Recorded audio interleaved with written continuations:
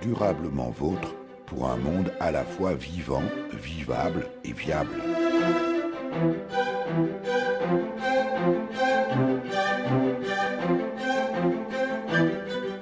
Durablement vôtre, en partenariat avec les radios associatives de Lorraine. Aujourd'hui, nous évoquerons le business et le développement durable. Et oui, les temps changent, tant les entreprises sont aujourd'hui confrontées à ce défi majeur qu'elles se doivent d'intégrer. Dans cette perspective, la formation des futurs managers est évidemment cruciale. Nous sommes à ICN Business School, sur le campus Artem de Nancy.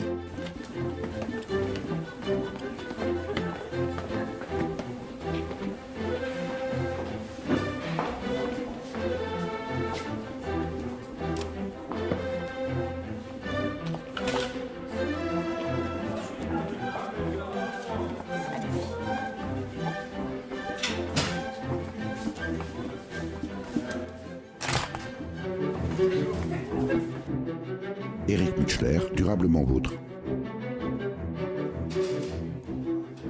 Christine Morin-Estève, bonjour. Bonjour. Christine Morin-Estève, vous êtes enseignante-chercheuse, responsable. On dit enseignante-chercheuse ou enseignante-chercheur? On va féminiser, je pense que c'est plus juste. Allons-y pour enseignante-chercheuse.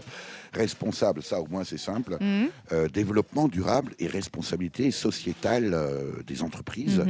Ici à ICN Business School Campus Artem. Et nous sommes, pour commencer cette émission, ce reportage dans le hall d'accueil, ce qui explique le bruit environnant. Il y a même un baby-foot. Alors c'est un hall d'accueil très branché, bien sûr, à la mode actuelle. Christine Morin-Estève, pour démarrer cette découverte d'ICN Business School Campus Artem, vous avez choisi de nous parler de la cordée de la réussite Artem. Oui, parce que la cordée de la réussite, elle porte deux choses en elle. Elle porte la solidarité et elle porte la transdisciplinarité avec Artem. Donc la solidarité... Rien que ça, oui. je pense qu'on va déjà y passer à peu près 10 minutes. Très bien. Pour expliquer dans le détail. Oui. Alors cette solidarité dont on parle, en fait, elle consiste à créer un réseau entre des grandes écoles, des universités, et puis des collèges et des lycées, des quartiers prioritaires de la politique de la ville. Et donc des tuteurs de ces grandes écoles, puisqu'ici on parle d'ICN, donc ici des 3 grandes écoles de l'Alliance Artem, les Mines, les Arts et ICN, vont régulièrement dans les collèges et les lycées des quartiers prioritaires de la politique de la ville, avec des objectifs bien précis. Donc les objectifs sont ceux de favoriser l'ascenseur social, lutter contre les déterminismes sociaux, accroître l'ambition scolaire, pour faire que ces jeunes élèves, finalement, lors de rencontres régulières avec les tuteurs étudiants, puissent se projeter un petit peu différemment que si nos étudiants n'étaient jamais venus les rencontrer. Voilà. Donc ce dispositif est un dispositif qui a été créé par l'État français en 2008, à la faveur d'une rencontre entre Madame Pécresse à l'époque, qui était ministre de l'Enseignement supérieur et de la Recherche, et de Madame Fadela Amara, qui était alors secrétaire d'État à la politique de la ville. Et donc l'idée, c'était de faire se rencontrer des jeunes des quartiers. C'est pas péjoratif quand j'exprime cela, c'est pour faire court. Des jeunes des quartiers méritants, intelligents, mais qui quelquefois ne parvenaient pas à se projeter parce que habitants, vivant dans des milieux dans lesquels finalement l'ambition était assez peu présente. Et nos étudiants des écoles ont tout à fait les capacités, qu'elles soient intellectuelles et relationnelles, pour entrer en contact avec ces jeunes élèves et avec quelques années de plus simplement, puisque quelquefois il y a 3-4 années qui les séparent, eh bien il peut y avoir une relation de type grand frère, grande sœur qui se noue. Et c'est justement cette qualité de la relation, cette régularité dans la relation qui fait qu'à un moment donné, les étoiles se trouvent dans les yeux de ces collégiens et de ces lycéens. Christine Morin-Estève, lorsque cette opération ou ce dispositif s'appelle la cordée de la réussite, c'est bien sûr, j'imagine, la cordée au sens montagnard, alpiniste du terme, c'est ça ? C'est ça, on peut la voir comme ça. En parlant avec un anglophone là, cette semaine, il m'a également parlé de la cordée sur le bateau. Donc en tout cas, le lien qui unit, le lien qui aide, le lien qui permet de ne pas tomber et au contraire de s'élever. La Voilà. dimension de solidarité également. La dimension solidarité, en effet. Et vous me disiez qu'on allait parler justement de cette transdisciplinarité. J'insiste sur le fait que notre cordée de la réussite, elle a cette richesse particulière d'être transdisciplinaire, puisque le tuteur n'est pas Kisséen, il est aussi issu de l'école des mines de Nancy et de l'école nationale d'art et de design de Nancy. Et ce que nous faisons vivre à nos étudiants en tant que justement événement transverse, apprentissage transverse, eh bien nous essayons de le reporter et de le décliner sur ces collégiens et ces lycéens. Et je crois que c'est toute la richesse de cette cordée. Alors, on réduit malheureusement souvent, bien sûr à tort, le développement durable à sa seule sphère environnementale. Là, vous êtes non seulement dans la dimension, bien sûr, sociale et forcément sociétale. On peut pousser le raisonnement jusque-là, Christine Morin-Estève. Est-ce qu'il y a également une dimension, alors pour le coup précisément, et à la fois environnementale, mais aussi économique? On rappelle que nous sommes ici avec vous à ICN Business School. Tout à fait. Alors la dimension économique, si on la trouve, on la cherche, on la trouve assez facilement. Moi, je la vois comme ça. C'est que un jeune élève que vous aurez aidé à se projeter et à finalement vivre la vie professionnelle qu'il a envie de vivre. Pas forcément dans nos 3 écoles, mais quelque part, là où il ne se serait jamais rendu si on n'était pas passé par là. C'est un jeune qui va avoir un emploi épanouissant, passionnant, qui va gagner le salaire qui lui correspond certainement, quelqu'un qui ne sera pas à la charge de la société française et quelqu'un qui lui-même pourra être cordé pour quelqu'un d'autre. Donc voilà, je dirais le côté économique, je le vois là. Sur le plan environnemental à proprement parler, disons que nous faisons, le lien est peut-être indirect, mais il existe dans le sens où nous faisons aussi des événements sur le thème du développement durable pour ces collégiens et ces lycéens. C'est-à-dire nous essayons de boucler la boucle. Nous leur apprenons également ce que c'est que le développement durable et la responsabilité sociale pour qu'eux-mêmes soient les vecteurs de ces messages-là et qu'éventuellement ils apportent de l'aide à d'autres. Combien de temps dure cette cordée? C'est limité dans l'espace? Ça se déroule sur une année complète, voire même sur l'ensemble du cursus? Alors notre cordée de la réussite qui s'appelle Artem Nancy Ensemble vers la réussite, elle existe depuis presque 8 ans maintenant. Elle est une des 320 cordées de France. Elle se joue tous les ans, tous les jeudis après-midi et plus. Alors, pourquoi jeudi après-midi? Parce que nos étudiants sont libérés les jeudis après-midi pour ces activités-là, qui leur apportent même des crédits. C'est pour vous dire combien on croit en ce dispositif. Et puis Quand vous dites des crédits, Christine Morin-Estève, ce sont des crédits de formation. Bien sûr, les fameux crédits européens ECTS. C'est ça. Voilà.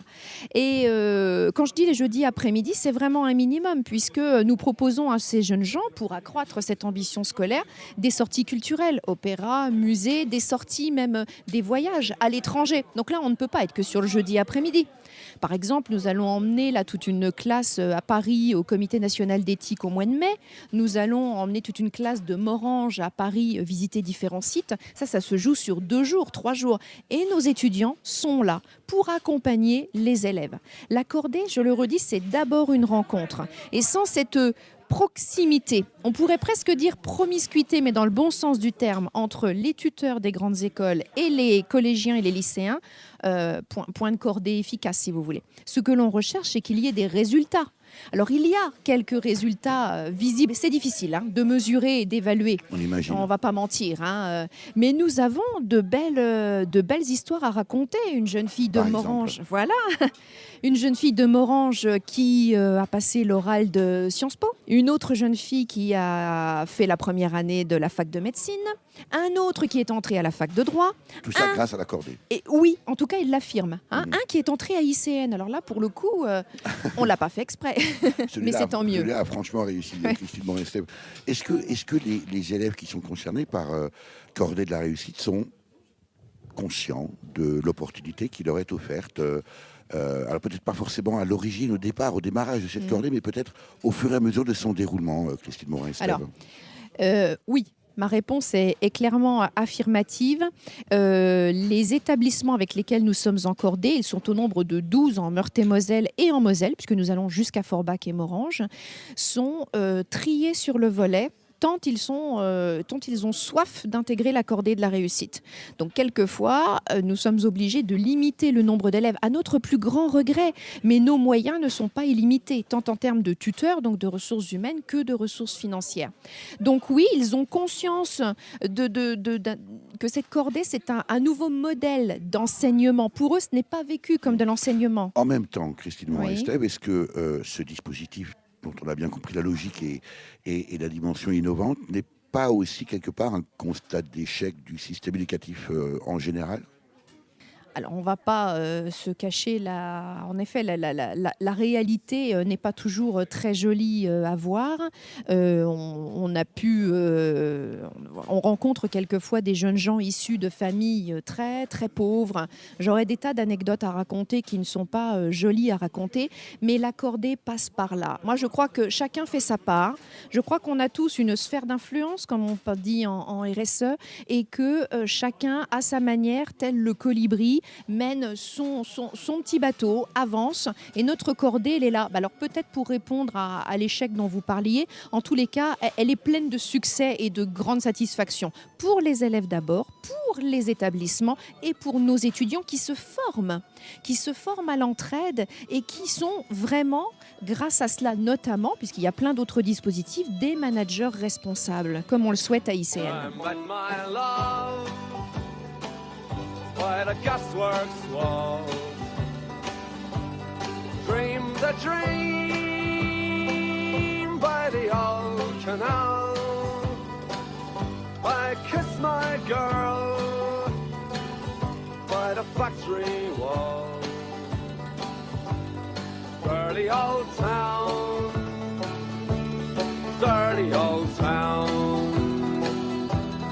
Clouds are dread across the moon.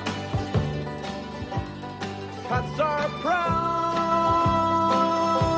on their beat.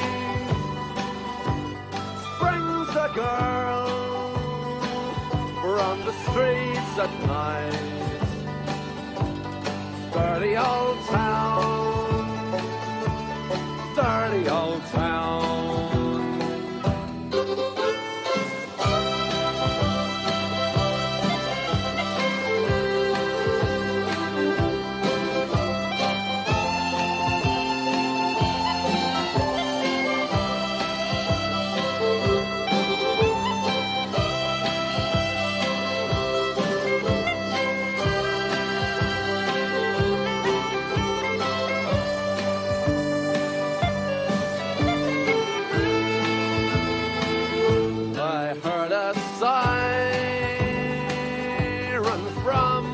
Ducks. Saw a train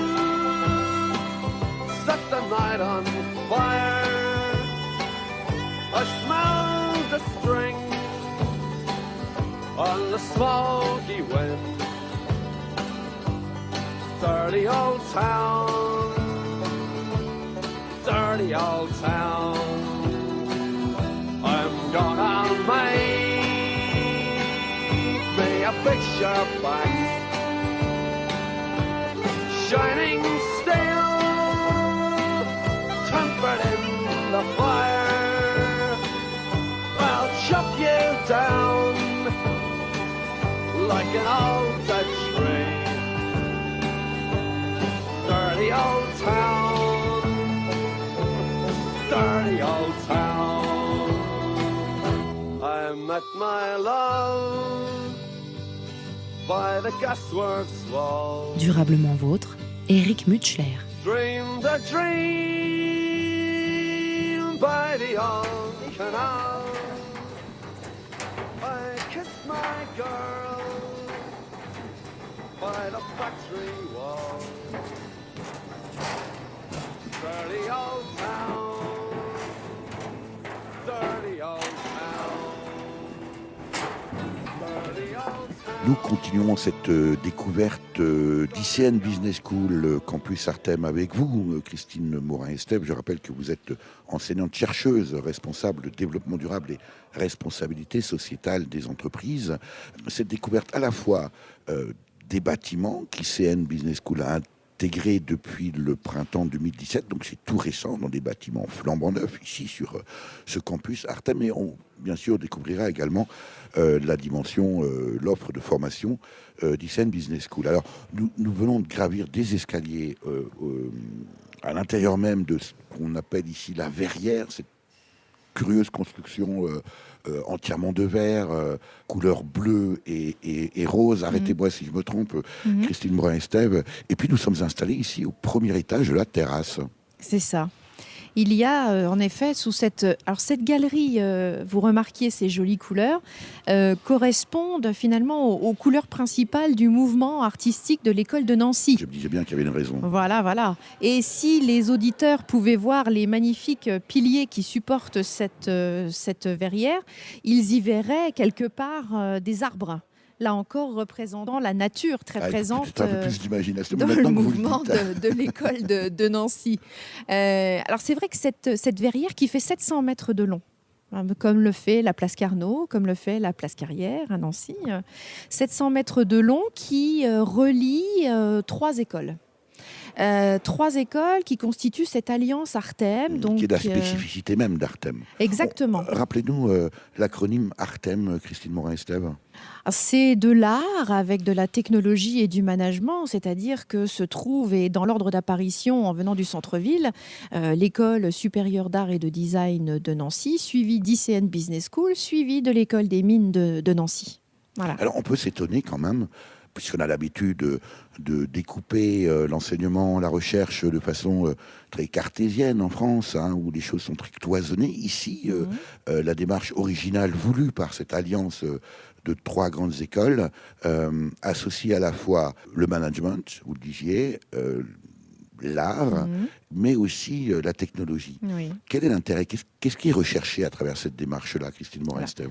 Ce qui est recherché, c'est une ouverture par rapport aux véritables enjeux de la société dans laquelle nous sommes. Que l'on prenne les enjeux climatiques, les enjeux sociaux et sociétaux, on y trouvera à chaque fois quelques ingrédients artistiques et culturels, quelques ingrédients plus scientifiques et technologiques et quelques ingrédients de gestion et de management. Et ces activités que nous développons sur les 3 écoles permettent à nos étudiants de ces mêmes 3 écoles de développer leur employabilité. Parce que les entreprises d'aujourd'hui et peut-être encore plus celles de demain qui devront répondre à ces enjeux sociétaux pourront alors puiser dans ces connaissances croisées des étudiants qu'ils sortent de l'une ou de l'autre école. Dit comme ça, évidemment, ça paraît... déjà, c'est innovant, incontestablement, mais ça paraît aussi presque un peu merveilleux, presque un peu idéal. Pour autant, Christine Morin-Estève, on a pratiqué l'école d'art existait avant Artem, ICN Business School existait avant Artem, et évidemment l'école des mines de Nancy également avant Artem. Est-ce que ça veut dire qu'il a fallu aussi une révolution culturelle aussi bien au sein des équipes enseignantes de chacune des écoles pour en arriver à l'émergence d'une nouvelle culture, parce que c'est aussi être à la pointe de cette approche véritablement novatrice, à la croisée de ces 3 approches-là. Alors, cette alliance, elle est unique en Europe. D'accord, il y a des binômes, il y a rarement de trinômes. En tous les cas, à ma connaissance, fierté dans votre propos, oui, nous sommes fiers. Nous avons à être fiers de cette alliance qui se situe sur un campus de plusieurs dizaines de milliers de mètres carrés, avec une magnifique médiathèque qui permet à tout à chacun, y compris aux étudiants en dehors de ce campus, de venir enrichir leurs connaissances. Une maison des étudiants qui permet aux étudiants de se rencontrer autrement qu'à travers les cours. Un lieu de restauration avec des espaces de coworking magnifiques. Voilà. En tous les cas, tout ça pour former des managers qui se sont rencontrés avec des ingénieurs et avec des artistes avant le marché du travail. C'est ça qui est intéressant. Moi, pour tout vous dire, il y a quelques années, il y a un petit moment de cela, même où je me demandais encore, donc au début d'Artem, mais véritablement quelle était l'utilité de l'alliance. J'ai juste écouté le témoignage d'un chef d'entreprise, quelqu'un qui travaillait dans une compagnie aérienne, un diplômé ICN, qui est venu nous dire « mais bravo pour votre alliance, parce que moi qui travaille comme vendeur d'avions, j'ai absolument besoin de travailler en permanence avec des ingénieurs pour construire mon avion, et j'ai absolument besoin de travailler avec des gens qui ont le goût de l'esthétisme, de l'ergonomie, pour faire que les passagers se sentent bien. » Ce jour-là, j'ai parfaitement compris, je n'étais pas la seule, l'objectif d'Artem. On est ravis que vous ayez compris, Christine Morin-Estève, et on l'a compris également grâce à votre explication. Vous êtes enseignante-chercheuse responsable développement durable et responsabilité sociétale des entreprises. Ça veut dire quoi, cette fameuse RSE? Eh oui. Cette RSE, c'est cet acronyme si méconnu qui signifie... alors, on en parle. Exactement, grâce à vous et merci beaucoup. Alors, cette responsabilité sociale ou sociétale des entreprises, aujourd'hui, on l'ouvre à toutes les organisations. Donc aujourd'hui, on entendra même plus parler de RSO finalement que de RSE. Ce qui signifie que notre école, qui n'est pas une entreprise du CAC 40, qui n'est pas non plus une association, ni une fondation, c'est une école du supérieur qui a un certain statut juridique, peu importe. Eh bien, elle est sujette, elle est concernée par cette RSO. Parce que c'est quoi la RSO? C'est une manière pour elle de contribuer aux objectifs du développement durable. Quels sont ces objectifs du développement durable? C'est de faire qu'une structure durera dans le temps si elle est économiquement viable, si elle est écologiquement responsable et socialement supportable. On dit aussi souvent que le développement durable, c'est créer un monde qui soit à la fois vivant, viable et vivable. C'est un peu la même démarche. C'est tout à fait ça. Alors, voilà. ici, vous enseignez non pas le développement durable, mais en tout cas vous expliquez le fonctionnement global, mais en tout cas vous enseignez le management qui permet d'aboutir à cette responsabilité sociétale des entreprises. Pour autant, Christine Morin-Estève, est-ce que ICN Business School Campus Artem, en tant qu'entité cette fois-ci, est elle-même dans un dispositif RSE? Parce que c'est bien gentil d'expliquer aux étudiantes et aux étudiants ce qu'il faut faire à l'avenir, mais est-ce que vous êtes vous-même dans un processus vertueux? Alors, en effet, une de mes grandes problématiques, c'est surtout de ne pas être le cordonnier le plus mal chaussé. Oui. C'est souvent ce que l'on se dit entre collègues, c'est attention, n'enseignons pas des choses que nous ne pratiquons pas. Donc, en effet, cette politique RSO, qui se décline en 3 grands axes dont je peux vous parler si vous le souhaitez, s'appliquait également au personnel et aux collaborateurs. J'aime assez le terme collaborateur dans le sens où on collabore tous à une même mission qui est de former des managers responsables. Avant de poursuivre, puisque vous nous proposez, Christine Morin-Estève, je veux bien que vous nous expliquiez rapidement les 3 axes. Donc, le premier axe de notre stratégie RSE est d'abord d'étendre ce que nous avons déjà débuté il y a quelques années, c'est-à-dire introduire beaucoup plus de développement durable et de RSE dans la pédagogie. Marie-France Claire-Girard vous en parlera. Dans la recherche, Sylvester Ivanage vous en parlera. Et dans notre vie quotidienne, dans le sens où nous avons créé un comité de pilotage développement durable et RSE qui regroupe l'ensemble des services de l'école. Le deuxième axe de notre stratégie, c'est d'améliorer ce que nous faisons en interne. Et là, pour cela, petite révélation, mais je n'en dirai pas beaucoup plus, nous allons faire évaluer par un organisme national nos pratiques RSE au mois de mai de cette année. Donc beaucoup de travail, mais aussi une grande fierté à finalement engager ce dispositif qui nous en dira un petit peu plus sur là où nous en sommes. Et puis précisément, vous êtes quelque part condamné à être vous-même dans une posture totalement vertueuse. Mais bien sûr, c'est de l'amélioration continue, la responsabilité sociale de l'entreprise, et c'est très très chouette. Combien d'étudiants aujourd'hui à ICN Business School, toute promotion, toute année, tout niveau confondu, Christine Morin-Estève, et puis leurs origines? Quand je dis origine, c'est bien sûr géographique. Ah ouais, à peu près 3000 étudiants qui viennent du monde entier. Qui deviennent quoi au bout de leur formation, qui dure 5 ans, prépa comprise, donc master en général? Oui, oui. Alors, qui travaillent dans différents secteurs d'activité, c'est extrêmement varié et différentes fonctions.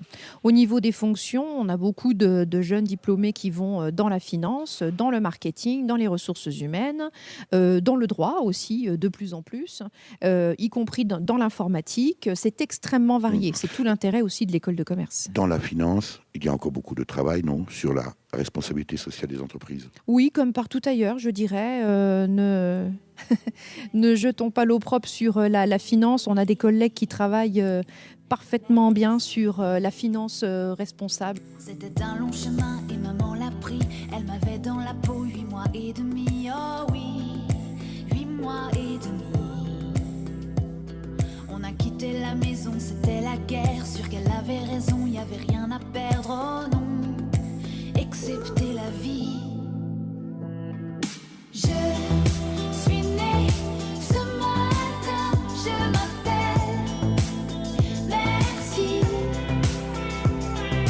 On m'a tendu la main et je suis en vie.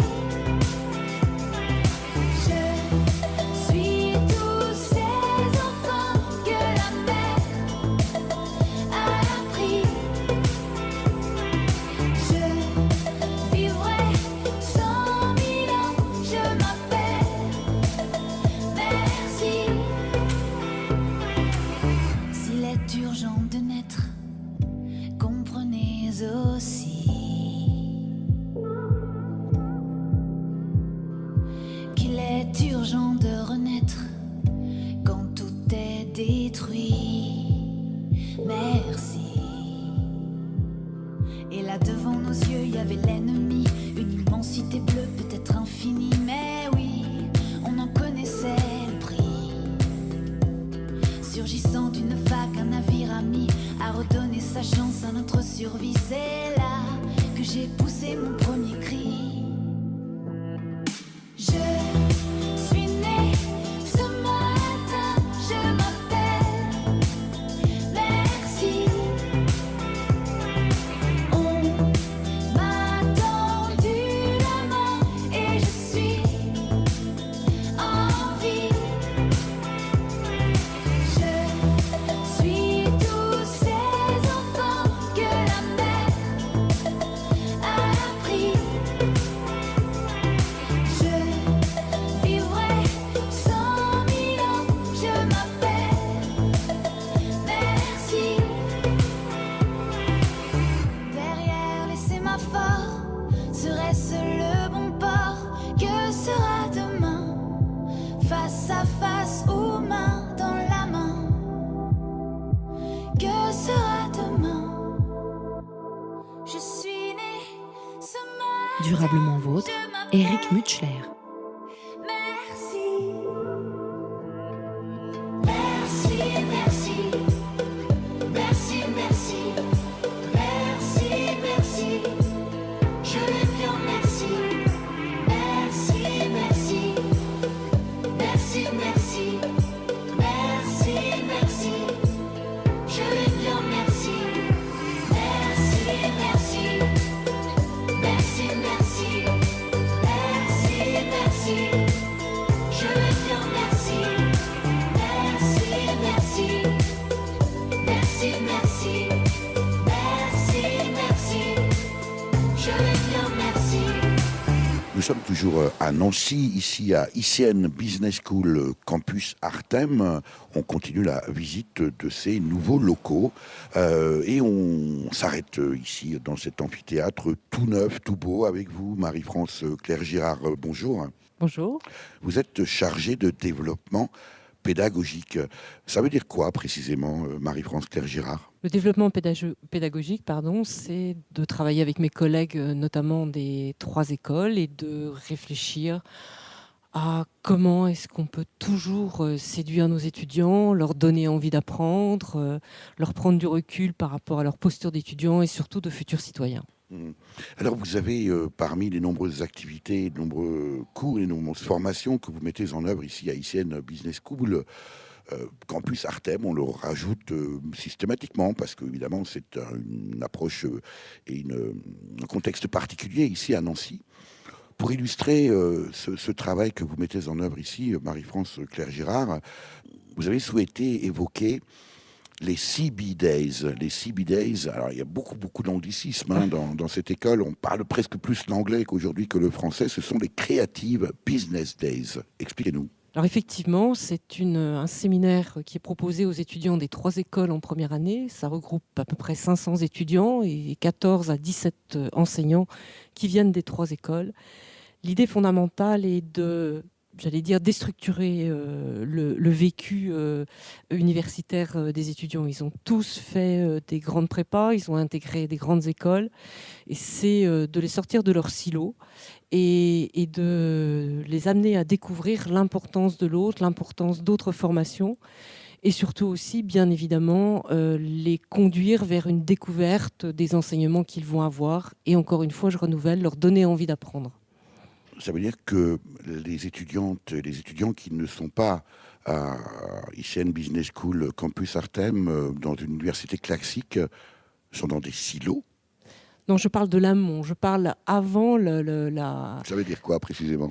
Ça veut dire qu'ils ont fait 2 années de prépa, et il faut le reconnaître, les prépas sont des lieux dans lesquels les étudiants sont complètement focalisés sur des apprentissages parce qu'ils n'ont qu'un seul objectif, c'est d'obtenir le concours. Mhm. Alors on est évidemment ici pour parler développement durable. On est encore souvent sur l'idée, je l'ai déjà dit, des écoles de commerce qui sont peut-être parfois dans l'imaginaire, bien sûr, ce n'est pas le cas ici à ICN Business School Campus Artem, mais sur une démarche commerciale agressive classique. Qu'est-ce que ces Creative Business Days ont à voir avec le développement durable, Marie-France Clerc-Girard? Alors, Creative Business Day, ça veut bien dire d'offrir la possibilité aux étudiants d'imaginer un possible pour demain. Vous l'avez compris tout à l'heure. En deux mots, bien sûr. Impossible. Impossible, bien sûr. On est bien d'accord. Mais c'est l'ADN de l'école est tourné vers la responsabilité sociale. C'est pas que des mots, c'est vraiment des actions que l'on mène tout au cours du cursus.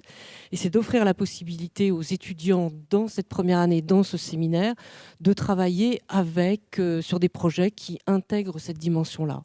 Donc on prend appui sur des entreprises. L'année passée, ou cette année même, c'était la société Batigère qui posait comme question: quid du logement social demain? Comment on peut intégrer nos personnes âgées dans le logement social?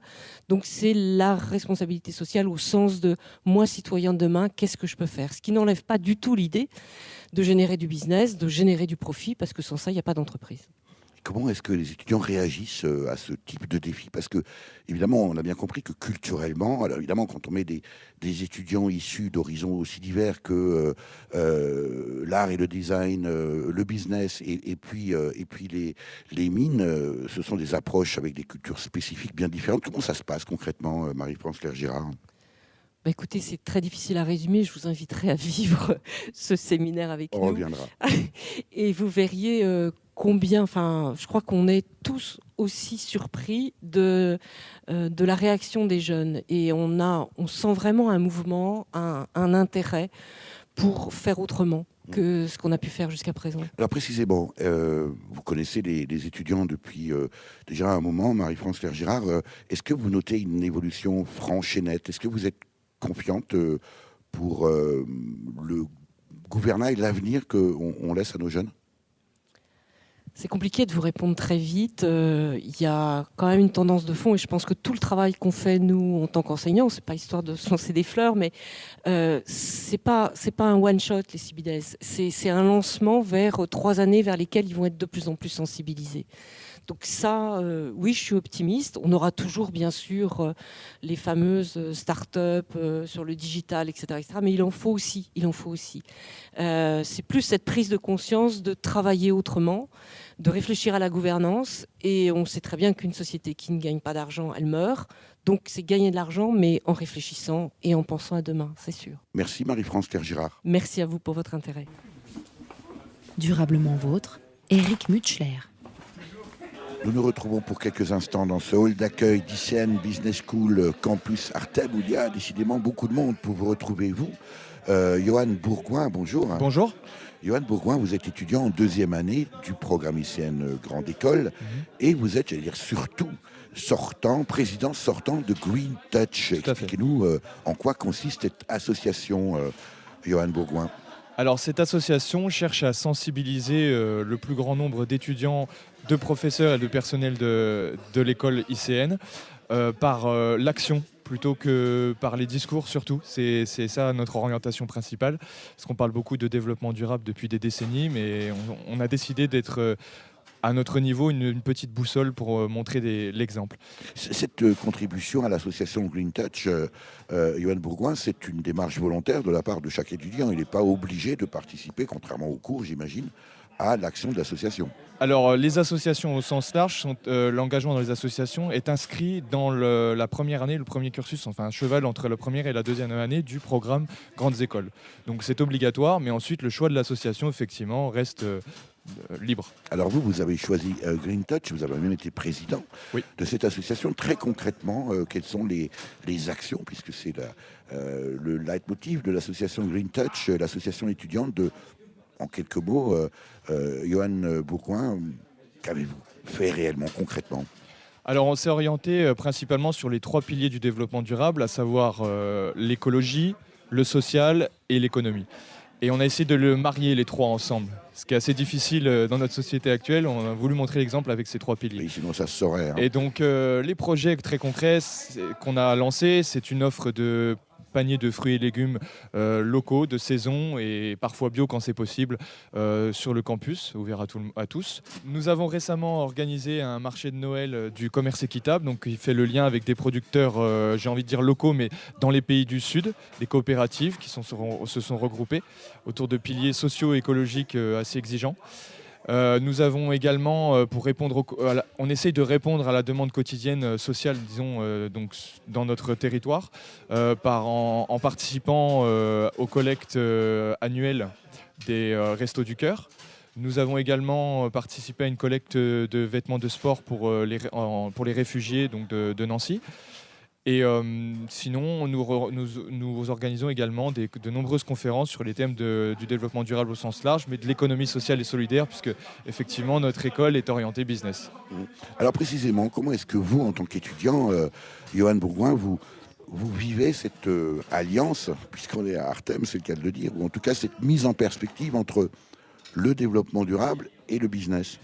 Dans notre association? Ou vous personnellement?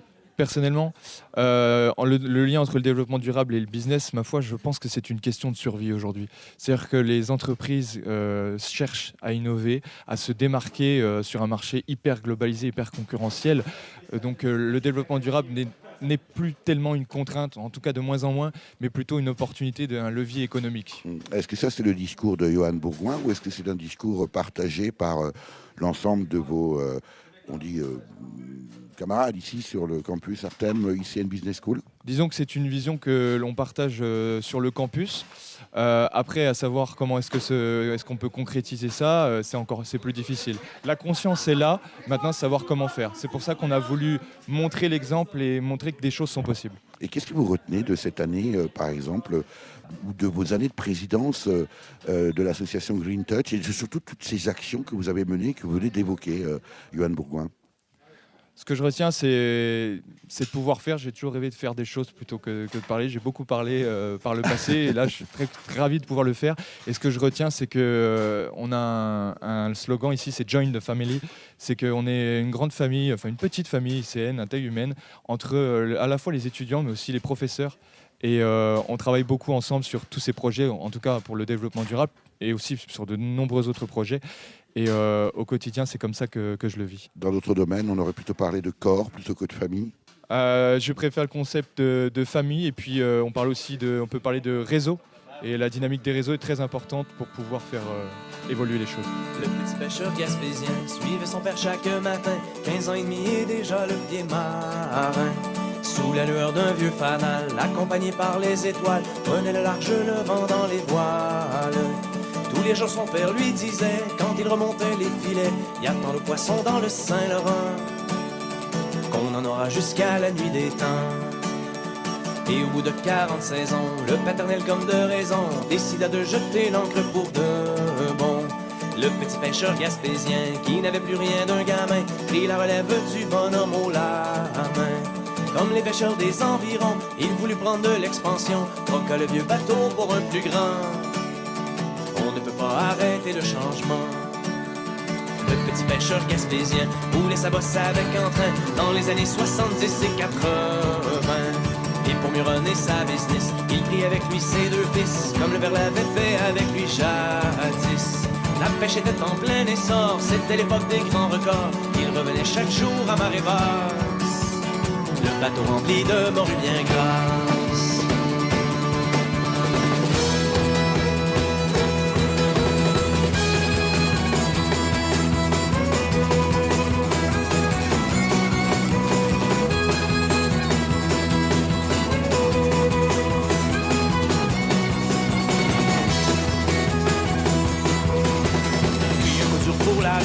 Que de la brume à l'horizon, on aurait dit qu'il y avait moins de poissons.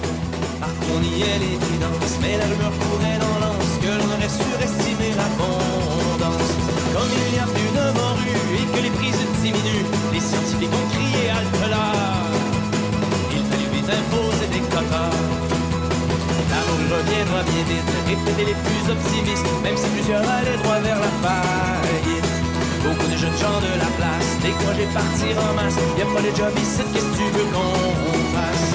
Quand on base une économie, toute sur une même industrie, c'est un peu comme mettre ses œufs dans le même panier.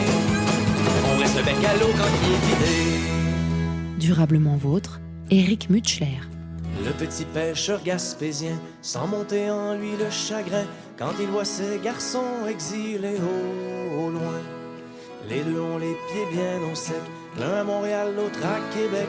Plus jamais ils ne sentent l'odeur du varech.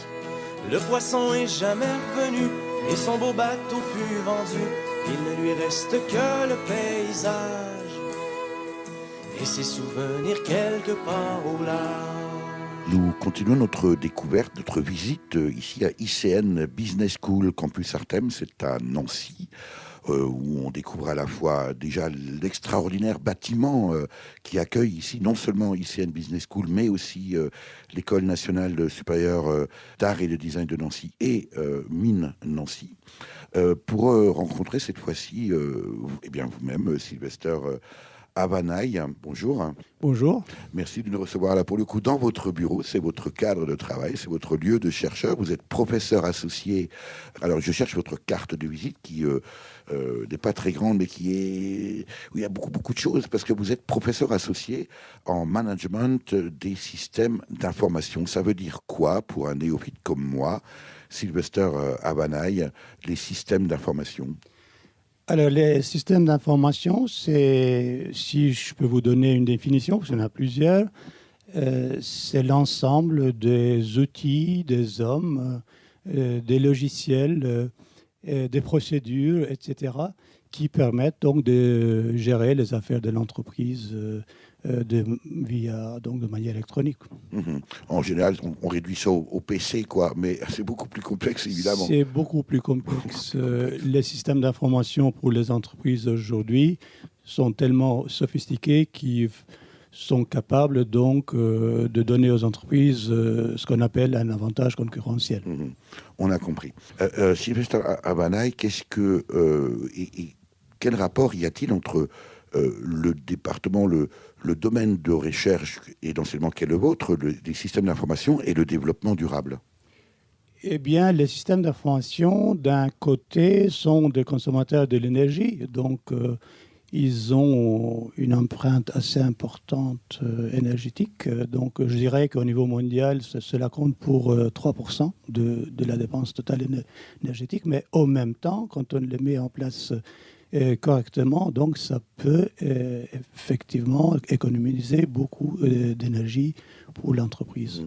Et c'est donc cette approche-là, à la fois en amont dans la consommation d'énergie, mais aussi dans les économies d'énergie, que vous enseignez à vos étudiants ici à ICN Business School, Campus Artem, Sylvester Abanaï? En fait, en matière de système d'information, on enseigne... il y a des cours de tronc commun, donc on enseigne des généralités sur comment gérer les systèmes d'information. Et puis, il y a plusieurs cours au niveau atelier Artem et au niveau spécialité qui vont après en détail et en enseignant d'autres aspects des systèmes d'information beaucoup plus approfondis. Alors, vous êtes également, Sylvester Abanaï, cofondateur et co-organisateur de la conférence MESD. C'est un acronyme anglais que je vais vous laisser le soin de traduire. MESD veut dire en anglais Multinational Enterprises and Sustainable Development. En français, donc, c'est multinational et développement durable. On a initié cette conférence en 2004 aux États-Unis lorsque, avec une collègue, j'ai fait un séjour comme visiting professor dans l'Institut de technologie à Georgia Tech. Et puis, l'idée de départ, c'était, avec un collègue américain, bien sûr, c'est que les multinationales, aujourd'hui, sont très puissantes et ils ont un rôle, certes, à jouer sur le développement durable dans le monde entier, mais un rôle qui peut être positif, mais également négatif. Donc, l'idée de cette conférence, c'était justement de lancer cette conférence pour étudier le rôle des multinationales en matière de développement durable. Et donc, c'est une conférence qui est internationale. Et qui a lieu tous les ans, tous les 2 ans, à des endroits précis, toujours le même? La vocation de cette conférence est de voyager. On a commencé en 2006 aux États-Unis, à Atlanta. Ensuite, en 2009, on est venu en France, à Nancy précisément. Après la conférence, on a voyagé en Inde. Ensuite, à Lisbonne, donc au Portugal. Et elle vient d'avoir lieu aux États-Unis de nouveau. Et donc, on est en train de réfléchir où est-ce qu'on peut la faire voyager prochainement. Donc, au début, c'était tous les 3 ans. Et puis, maintenant, ça devient important. Et on est passé de 3 à 2 ans. L'objectif, c'est à terme de passer à de l'organiser tous les ans. Merci Sylvester Abanaï. Vous êtes de quelle origine? Je suis albanais d'origine. Donc, j'ai vécu 28 ans là-bas. Et puis, ça fait presque autant de temps que je vis en France. Bravo pour votre français. Merci beaucoup. Merci à vous. L'invité de Durablement Vôtre, coup de gueule ou coup de cœur?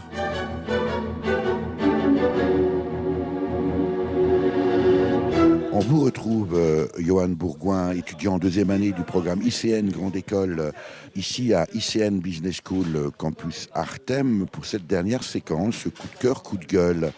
Quand on est comme vous, président sortant de Green Touch, une association d'étudiants ici sur ce campus, et en particulier à ICN Business School, on est plutôt coup de cœur ou plutôt coup de gueule? Alors au début, j'étais plutôt coup de gueule quand on constate la situation écologique et sociale de notre planète au sens global. Mais je tends maintenant, et je le suis plutôt dans un coup de cœur. Et en effet, mon coup de cœur cette année, pendant ce mandat, a été vers l'association Avenir Climatique, donc une association nationale qui a été cofondée en tout cas par Jean-Marc Jancovici, qui est donc un expert du climat. Et, membre du GIEC, me semble-t-il. Exactement, oui. De formation ingénieur.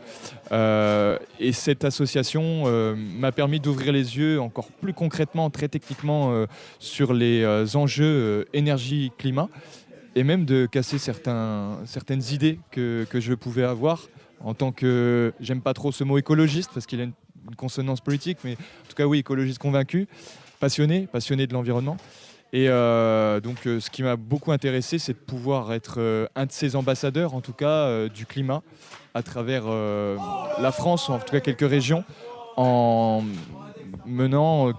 organisant en animant quelques conférences à travers pendant des classes préparatoires, ou même en interne à ICN Business School. Alors, je rappelle que nous sommes ici dans le hall d'accueil d'ICN Business School Campus Artem. C'est aussi un lieu où il y a un baby-foot. Voilà, c'est un côté sympa de la chose. On ne fait pas que du baby-foot, bien sûr. On apprend le management et à associer le management au développement durable. Johan Bourgoin, quand on est comme ça, comme vous, ambassadeur du climat, c'est quand même pas rien, non? C'est une belle expérience. Comment s'est passé le processus de désignation? Le processus de désignation a été lancé par Madame Morin-Esteves, donc qui est passée tout à l'heure, qui a lancé un appel ouvert à toutes et à tous sur notre campus, pour savoir, d'ailleurs, qui était lancé, d'ailleurs relayé par Avenir Climatique, dans toute la France, dans toutes les écoles de France, et pour devenir un de ces ambassadeurs du climat, donc recevoir une formation pour commencer. Donc on a été formé, on ne part pas de rien, et puis ensuite apprendre à sensibiliser les autres autour de nous, et à tenir un discours pédagogique, et en essayant d'être le plus scientifique et concret possible. Et qu'est-ce qui vous a fait basculer, vous le disiez tout à l'heure, du côté plutôt coup de gueule, donc un peu rebelle, probablement un peu agacé, peut-être face à l'effondrement de la biodiversité, à l'incurie peut-être de nos politiques et à l'indifférence de nos concitoyens? Quel est le point de bascule, et quel est le fait qui vous a fait basculer de cet aspect un peu peut-être en résistance, en étant de l'attitude de réaction à la proaction? Alors, comme on dirait dans le film Mission Cléopâtre, je dirais que c'est d'abord des rencontres. Non, mais en fait, ce qui est vraiment important, c'est que c'est grâce aux autres que j'ai pu basculer vers le côté coup de cœur, parce que j'ai pu rencontrer des interlocuteurs que je recherchais pendant longtemps et que j'ai enfin trouvé, en tout cas ICN, et ailleurs, à Avenir Climatique également, qui partagent, disons, une certaine vision, ou plutôt même on a des visions différentes, mais qui partagent cette envie, cette passion pour l'environnement, pour des causes sociales, pour tout ça lié à l'économie, à la société. Est-ce qu'on peut être finalement dans la proaction tout en gardant quand même un petit fond rebelle, en restant vigilant? Je pense que le côté rebelle, il est toujours là, mais il donne la force de faire.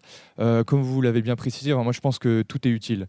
Je ne vais pas soutenir les mouvements zadistes ou des mouvements un peu plus virulents, entre guillemets. Hein. Mais je pense que ça reste utile, parce qu'il faut de la contestation, il faut des contre-pouvoirs dans la société. Et par contre, j'ai choisi un autre chemin qui est, donc, comme vous l'avez bien dit, la proaction. Johan Bourgoin, vous êtes étudiant en 2e année actuellement. Vous serez où dans 10 ans? J'espère pouvoir toucher un petit peu à tout, parce que le développement durable est transversal et beaucoup de choses m'intéressent. Merci Johan Bourgoin. Merci à vous. Merci Christine Morin-Estève. Merci à vous. Je rappelle que vous êtes chargé de mission développement durable et responsabilité sociale à ICN Business School, campus Artem à Nancy. Merci aussi à toutes celles et tous ceux que nous avons pu rencontrer durant ce reportage. Pour en savoir plus, rendez-vous sur www.icn-artem.com.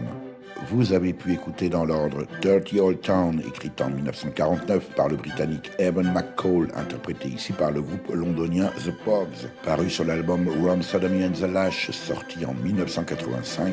Merci par le duo Ebili Sat et Jean-Carl Lucas, alias Madame Monsieur, sorti en single en 2018. Et enfin, Histoire de pêche par le groupe québécois Les Cowboys Fringants, paru sur l'album L'Expédition, sorti en 2008.